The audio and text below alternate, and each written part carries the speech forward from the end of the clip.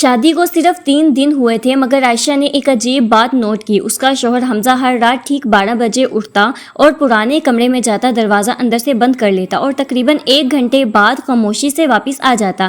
جب بھی عائشہ پوچھتی وہ صرف ایک ہی جواب دیتا، یہ کمرہ کبھی مت کھولنا۔ مگر ایک رات تجسس نے خوف کو شکست دے دی۔ عائشہ نے آہستہ سے دروازہ کھولا اور اندر جو منظر دیکھا اس نے اس کی آنکھوں سے بے اختیار آنسو بہا دیے۔ آخر اس کمرے میں ایسا کیا راز تھا؟ پوری کہانی آخر تک ضرور دیکھیے۔ دلہا ہر رات ایک ہی کمرہ بند کیوں کرتا تھا؟ دلہن نے دروازہ کھولا تو حقیقت نے اسے رلا دیا۔ عائشہ کی شادی کو صرف 3 دن ہوئے تھے۔ ہر طرف خوشیوں کا ماحول تھا۔ سسرال والے اس سے بہت محبت سے پیش آتے تھے اور اس کا شوہر حمزہ بھی نہایت نرم مزاج اور خیال رکھنے والا انسان تھا۔ عائشہ دل ہی دل میں سوچتی، شاید مجھے دنیا کا سب سے اچھا شوہر ملا ہے۔ لیکن شادی کی پہلی ہی رات اسے ایک عجیب بات محسوس ہوئی۔ رات کے ٹھیک 12 بجے حمزہ خاموشی سے بستر سے اٹھا۔ اس نے کوشش کی کہ عائشہ کی آنکھ نہ کھلے مگر عائشہ ہلکی سی آواز سے جاگ گئی۔ اس نے آنکھیں بند رکھیں اور دیکھا کہ حمزہ کمرے سے باہر نکلا، راہداری کے آخر میں موجود ایک پرانے دروازے تک گیا، اسے کھولا، اندر داخل ہوا اور دروازہ اندر سے بند کر لیا۔ تقریباً 1 گھنٹے بعد وہ واپس آیا۔ اس کی آنکھیں سرخ تھیں جیسے وہ رو کر آیا ہو۔ عائشہ نے صبح ناشتے پر پوچھا، رات آپ کہاں گئے تھے؟ حمزہ چند لمحے خاموش رہا، پھر مسکرا کر بولا، بس ایک ضروری کام تھا۔ عائشہ نے زیادہ سوال نہ کیا، لیکن یہی منظر اگلی رات بھی دہرایا گیا اور اس کے بعد والی رات بھی۔ اب عائشہ کے دل میں بے شمار سوال پیدا ہونے لگے۔ ایک دن اس نے اپنی ساس سے ہلکے انداز میں پوچھا، امی، راہداری کے آخر والا کمرہ کس کا ہے؟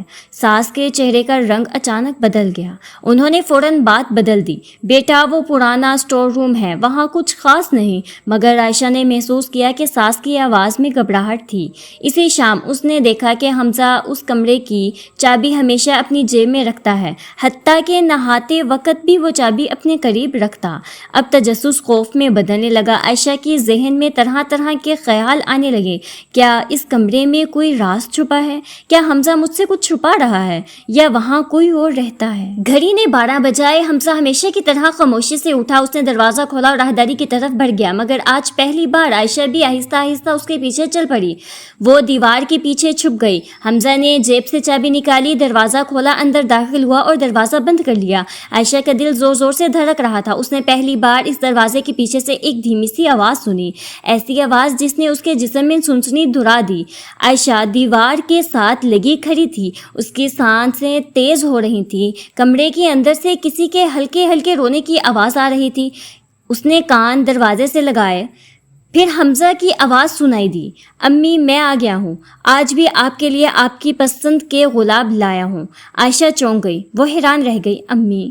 لیکن حمزہ کی والدہ تو گھر میں اپنے کمرے میں سو رہی تھی، پھر وہ کس سے بات کر رہا تھا؟ کمرے کے اندر پھر خاموشی چھا گئی۔ کچھ لمحوں بعد حمزہ کی آواز دوبارہ آئی، امی میں جانتا ہوں آپ جواب نہیں دے سکتی مگر میں آج بھی آپ سے بات کیے بغیر نہیں رہ سکتا۔ عائشہ کی الجھن اور بڑھ گئی۔ اس نے دروازے کے نیچے سے روشنی دیکھی، اس کا دل چاہا کہ دروازہ کھول دے مگر وہ خود کو روک گئی۔ اگلی صبح حمزہ معمول کے مطابق مسکراتا ہوا ناشتے کی میز پر بیٹھا تھا، جیسے رات کچھ ہوا ہی نہ ہو۔ عائشہ نے کئی بار سوچا کہ وہ سب کچھ پوچھ لے مگر ہر بار خاموش رہ گئی۔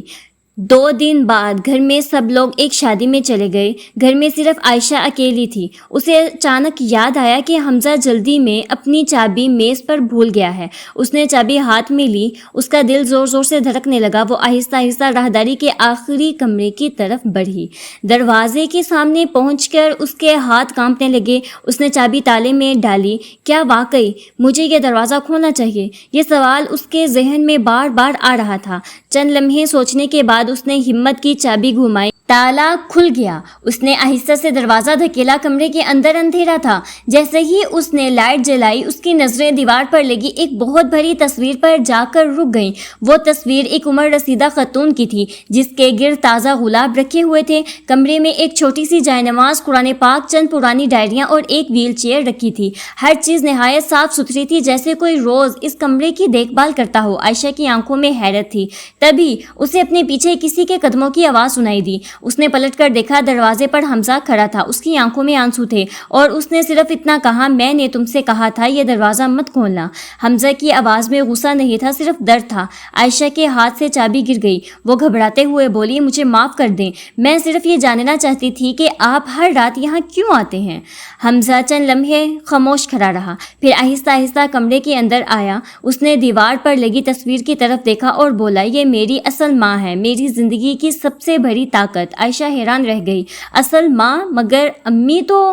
حمزہ نے گہرا سانس لیا، جنہیں تم امی کہتی ہو وہ میری سوتیلی والدہ ہے۔ انہوں نے کبھی میرے ساتھ برا سلوک نہیں کیا، بلکہ مجھے اپنے بیٹے کی طرح پالا، لیکن میری اپنی ماں کا انتقال اس وقت ہو گیا تھا جب میں صرف 12 سال کا تھا۔ حمزہ تصویر کے قریب گیا اور اس پر جمی ہوئی گرد صاف کرنے لگا۔ اس کی آنکھوں سے آنسو بہنے لگے۔ میری ماں اس کمرے میں اپنی زندگی کے آخری 6 مہینے گزارتی رہی۔ وہ شدید بیمار تھی۔ میں ہر رات ان کے پاس بیٹھتا، انہیں قرآن سناتا، ان کا ہاتھ پکڑتا اور دعا کرتا کہ اللہ انہیں شفا دے دے۔ وہ چند لمحوں کے لیے خاموش ہو گیا، لیکن اللہ کو کچھ اور منظور تھا۔ عائشہ کی آنکھیں بھی نم ہو گئیں۔ حمزہ نے ویل چیئر کی طرف اشارہ کرتے ہوئے کہا، یہ ویل چیئر میں نے آج تک نہیں ہٹائی، یہ جائے نماز، یہ قرآن، یہ ڈائریاں، سب ویسے ہی رکھا ہے جیسے امی چھوڑ کر گئی تھی۔ عائشہ نے دھیرے سے پوچھا، پھر آپ ہر رات یہاں کیوں آتے ہیں؟ حمزہ نے جواب دیا، کیونکہ میں نے اپنی ماں سے ایک وعدہ کیا تھا۔ کیا وعدہ؟ یہ کہ جب تک میں زندہ ہوں میں ایک دن بھی ایسا نہیں گزاروں گا جس دن ان کے لیے دعا نہ کروں۔ ہر رات میں یہاں آتا ہوں، ان کے لیے قرآن پڑھتا ہوں، دعا کرتا ہوں اور ان سے ایسے باتیں کرتا ہوں جیسے وہ آج بھی مجھے سن رہی ہوں۔ یہ سن کر عائشہ کے آنسو رک نہ سکے۔ اسے اپنی غلطی کا شدت سے احساس ہوا۔ اس نے سوچا تھا کہ شاید حمزہ کوئی راز چھپا رہا ہے، مگر حقیقت تو محبت، وفا اور ماں کے احترام کی تھی۔ اسی لمحے عائشہ نے خاموشی سے ہاتھ اٹھائے اور پہلی بار اس خاتون کے لیے دل سے دعا کی جنہیں اس نے کبھی دیکھا بھی نہیں تھا۔ اسی وقت حمزہ نے اس کی طرف دیکھا اور پہلی بار مسکرایا، شاید آج میری ماں بھی تمہیں اپنی بیٹی مان لے۔ اس رات کے بعد عائشہ کی سوچ مکمل طور پر بدل گئی۔ اب وہ ہر رات حمزہ کے ساتھ اس کمرے میں جانے لگی۔ دونوں مل کر قرآن کی تلاوت کرتے، دعا کرتے اور پھر خاموشی سے واپس آ جاتے۔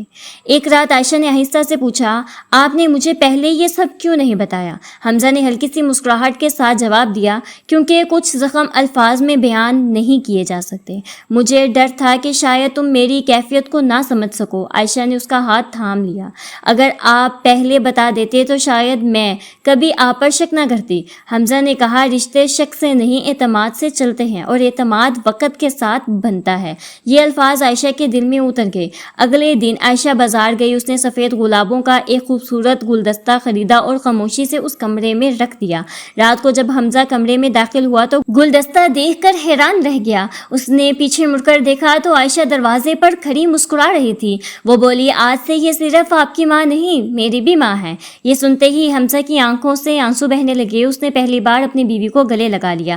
چند مہینوں بعد عائشہ نے گھر میں ایک خوبصورت فیصلہ کیا۔ اس نے اس بند کمرے کو غم کی جگہ نہیں بلکہ دعا کا کمرہ بنا دیا۔ دیواروں کو صاف کروایا، قرآن پاک کے لیے خوبصورت شیلف لگوائی، جائے نماز نئی رکھی اور روزانہ وہاں کچھ وقت عبادت میں گزارنے لگی۔ یہ دیکھ کر حمزہ کی سوتیلی والدہ بھی رو پڑی۔ انہوں نے عائشہ کے سر پر ہاتھ رکھتے ہوئے کہا، بیٹی آج تم نے اس گھر کو پھر سے زندہ کر دیا۔ کچھ دن بعد حمزہ نے ایک ڈائری عائشہ کے ہاتھ میں دی۔ یہ اس کی محروم والدہ کی ڈائری تھی۔ اس کے آخری صفحے پر لکھا تھا، اگر میرے بیٹے کی زندگی میں کبھی ایسی لڑکی آئے جو اسے سمجھ لے، اس کے آنسو کی وجہ پوچھنے کے بجائے اس کے آنسو پوچھ دے، تو اے اللہ اسے میری بیٹی بنا دینا۔ یہ الفاظ پڑھ کر عائشہ بے اختیار رونے لگی۔ اس نے ڈائری اپنے سینے سے لگا لی اور دل ہی دل میں کہا، امی میں وعدہ کرتی ہوں آپ کے بیٹے کا ہمیشہ ساتھ دوں گی۔ اسی لمحے کھڑکی سے ہلکی سی ہوا آئی، قرآن پاک کے چند صفحات آہستہ سے پلٹے اور کمرے میں عجیب سی سکون بھری کیفیت پھیل گئی۔ عائشہ نے محسوس کیا کہ بعض دروازے راز چھپانے کے لیے بند نہیں ہوتے، وہ صرف اس لیے بند ہوتے ہیں کہ ان کے پیچھے کسی کی محبت، وفا اور یادیں محفوظ رہ سکیں۔